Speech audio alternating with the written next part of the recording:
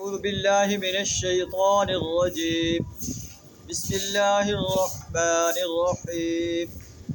وإذا مس الناس ضر دعوا ربهم منيبين إليه ثم إذا أذاقهم منه رحمة إذا فريق منهم بربهم يشركون ليكفروا بما آتيناهم وتمتعوا وسوف تعلمون. صدق اللہ العظیم. سورہ الروم آیت نمبر 33 اور 34 آپ کے سامنے تلاوت کی. اس کا ترجمہ کچھ اس طرح ہے: وَإِذَا مَسَّ النَّاسَ ضُرٌّ دَعَوْا رَبَّهُم مُنِيبِينَ إِلَيْهِ. جب انسان کو ضرر پہنچتی ہے تو وہ اللہ کو پکارتے ہیں، اسی کی طرف رجوع کرتے ہیں. ثم اذا اذاقهم منه رحمہ، پھر جب اللہ اپنی طرف سے ان پر رحمت جو ہے انہیں چکھاتا ہے، ان میں سے اذا فریق منهم بربهم یشرکون، ایک فریق ان میں سے اپنے رب کے ساتھ شرک کرنے لگتا ہے کہ ہمیں تو فلاں بت نے بچا لیا، ہمیں فلاں پیر نے بچا لیا، فلاں بزرگ نے بچا لیا، فلاں فرشتے نے بچا لیا. اپنے رب کے ساتھ شریک ٹھہرانے لگتے ہیں.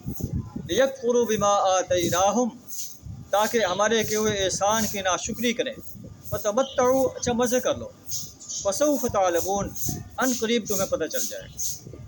ام انزلنا علیہم سلطانا فهو یتکلم بما كانوا به یشرکون، کیا ہم نے کوئی سند اور دلیل ان پر نازل کی ہے جو شہادت دیتی ہو اس شرک کی صداقت پر جو یہ کہہ رہے ہیں؟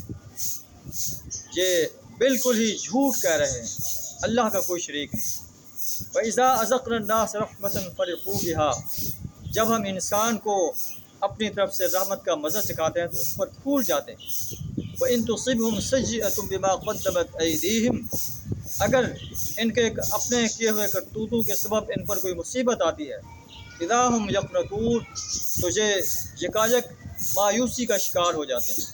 اولم یروا، کیا یہ دیکھتے نہیں ہیں، ان اللہ یبسط الرزق لمن یشاء ویقدر، اللہ جس کے لیے چاہتا ہے رزق کو فراخ کر دیتا ہے، جس کے لیے چاہتا ہے تنگ کر دیتا ہے، اسے نفع طلوع رزق دیتا ہے.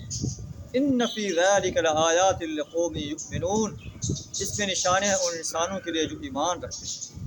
فآت ذی القربى حقہ والمسکین وابن السبیل، بس اے مومن رشتہ دار کو اس کا حق دو، مسکین کو، مسافر کو.